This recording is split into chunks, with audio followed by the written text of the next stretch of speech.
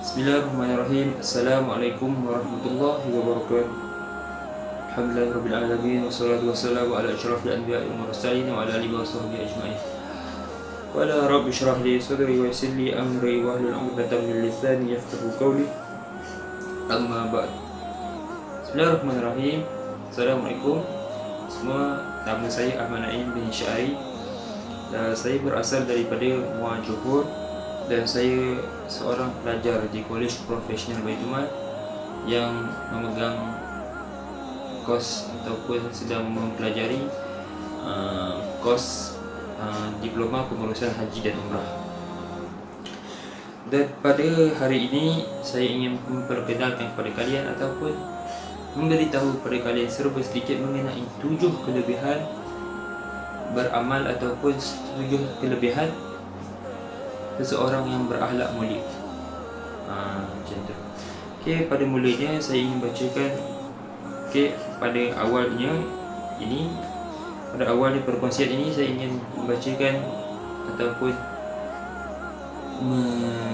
menjadikan ayat Al-Quran ini sebagai panduan utama kita dalam beramal dengan amalan soleh, kerana amalan soleh ini adalah akhlak-akhlak orang yang beriman. Okey. Dan saya ingin bacakan ayat Quran daripada surah Al-Asr. A'udzubillahi minasyaitonir rajim. Bismillahirrahmanirrahim. Wal 'asr innal insana lafi khusr illa alladhina amanu wa 'amilus shalihat wa tawasaw bil haqqi wa tawasaw bis sabr. Sadaqallahul azim. Yang bawa maksud, ada sebuah lagu yang telah dinukilkan oleh tim-tim nasyid di Malaysia. Lagunya yang berbunyi seperti, demi masa sesungguhnya manusia dalam keujian, kecuali yang beriman, juga mereka yang beramal soleh, yang berpesan pada kebenaran, juga berpesan pada kesabaran. Okey, Sadaqallahul azim. Apa yang ayat ini mengatakan yang bahawa sesungguhnya kita semua manusia ni, tak kisah kita beriman ataupun kufar, kita berada dalam kerugian. Kan tetapi yang membezakan kita ni kerugian atau tidak ialah iman kita dengan amal soleh kita dengan amal kebaikan. Kerana apa? Kerana orang beriman dan orang yang beramal soleh ni akan ayat Al-Quran yang mengatakan yang bahawa dia akan menyampaikan kebenaran ataupun menyampaikan yang hak, dan dia akan menyampaikan kesabaran pada orang lain dalam diri dia. Seperti mana yang kita tahu dalam kisah Nabi Muhammad berdakwah di kota Taif. Nabi Muhammad pergi dengan menyampaikan kebenaran dan menyampaikan kesabaran. Nabi Muhammad dibaling, dicampak dengan tai.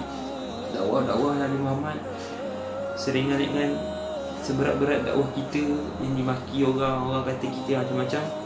Tapi berat lagi dakwah Nabi Muhammad, yang di mana Nabi Muhammad pergi berdakwah sehingga orang apabila Nabi Muhammad pulang ataupun Nabi Muhammad pergi berdakwah itu tiada hasilnya.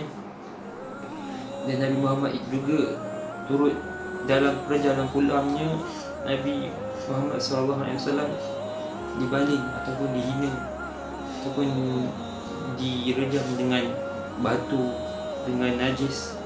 Allahu Akbar. Kita pun paling kurang kita kena kutuk, kena maki je. Nabi Muhammad kena kutuk, kena maki, kena baling batu, kena baling najis. Memang beza tahapnya. Tinggi iman seorang, tinggi akan makin tinggi ujian seorang. Okey dah, tu je. Okey, antara 7 kelebihan seorang yang berakhlak mulia, yang pertamanya ialah mendapat darjat seperti seorang berpuasa sunat. Kita nak puasa sunat Isnin Khamis pun macam nak tak nak je kan. So dengan berakhlak mulia membuatkan kita, memudahkan jalan mudah kita untuk kita mendapat darjat seperti orang yang kerap berpuasa sunat.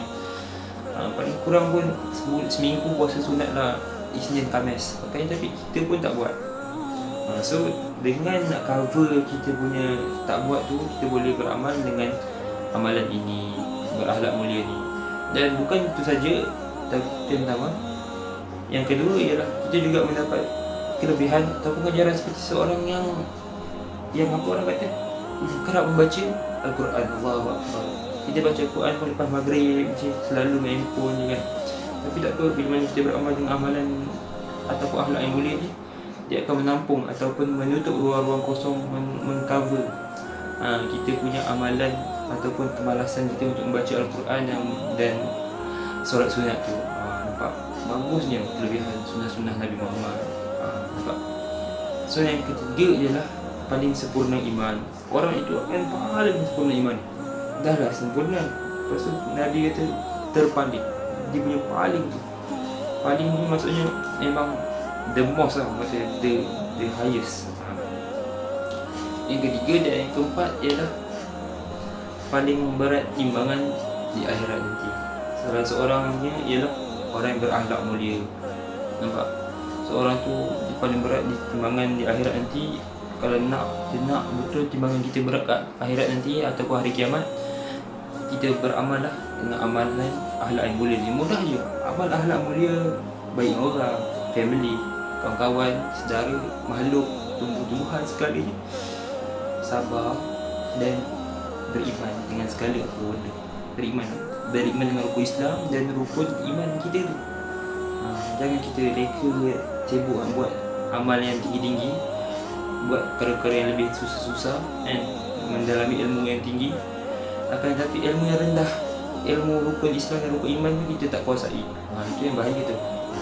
Lagi kita ni penghujung zaman ni, so that's why kita kena kukuhkan yang basic dulu, barulah kita dah kuatkan kita punya akal kita, barulah nanti akan tumbuh sesuatu yang lebih besar dan lebih yang bermanfaat. Itu yang keempat. Yang kelima ialah paling dikasihi oleh Allah Ta'ala. Bukan paling dikasihi oleh Allah Ta'ala, maybe lah. Sebab apa? Sebab orang yang ni dia paling dikasihi dan paling hampir dengan Nabi Muhammad SAW. Ini yang kelima. So dia bila dah kasih, dah hampir, memang orang kata memang kelebihan yang ada pada sunnah Nabi akhlak mulia ni memang tak dapat dikalahkan atau tak dapat ditandingi oleh sunnah-sunnah yang lain. Tapi banyak lagi sunnah yang lain yang akan bagi kita impak yang besar dalam hidup kita. Allahu Akbar.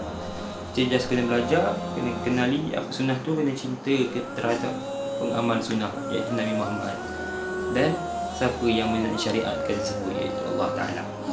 Yang keenam ialah kita juga termasuk dalam seseorang ataupun orang yang melakukan kebajikan. Kebajikan ni orang walaupun kita beramal dengan amalan mulia kan, kita macam baik-baik kan, macam cool lah, macam tak suka apa-apa yang tak elok ni apa semua, dan kita tolong orang macam orang kata sejuk lah, macam okey je, macam maksudnya nak katakan yang bahawa bila ada dia orang kata aman je lah, macam tu. Ada dia orang urusan jadi dipermudahkan, dia pun boleh nak tolong apa je. Itulah bukti seorang yang berakhlak dengan akhlak ataupun seseorang insan yang berakhlak mulia. Macam itulah dia sering melakukan kebajikan. Yang penting kena ikhlas. Ikhlas tu penting. Dan yang terakhir ialah api neraka haram ke atasnya, dan dia harap ke atas api neraka. Allahu Akbar. Api neraka tak nak tarik dia, tak nak tarik seorang yang berakhlak mulia tak boleh, sebab dia berakhlak mulia. Dan dia akan dia campak dalam api neraka tak boleh juga. Sebab apa? Sebab dia pernah beramal dengan amalan ataupun beramal dengan akhlak yang mulia ini. Allahu Akbar.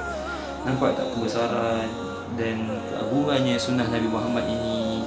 Allah turunkan Nabi Muhammad sebagai Rasul kita, sebagai untuk penyampai maklumat, penyampai wahyu daripada Allah kepada seluruh umat untuk kebaikan, rahmatan lil alamin, rahmat seluruh alam, rahmat seluruh umat makhluk-makhluk Allah di muka bumi ini. Nampak kebaikan dan kebesaran dan keagungannya sunnah Nabi Muhammad. Baru sunnah akhlak mulia, belum sunnah macam-macam. Okey, kalau nak tahu sunnah macam-macam boleh rujuk kitab Mutakat Hadis dan buku daripada Telaga Biru ini, iaitu Kenali Rasul kita Muhammad sallallahu alaihi wasallam. Wallahu a'lam bishawab. Assalamualaikum warahmatullahi wabarakatuh.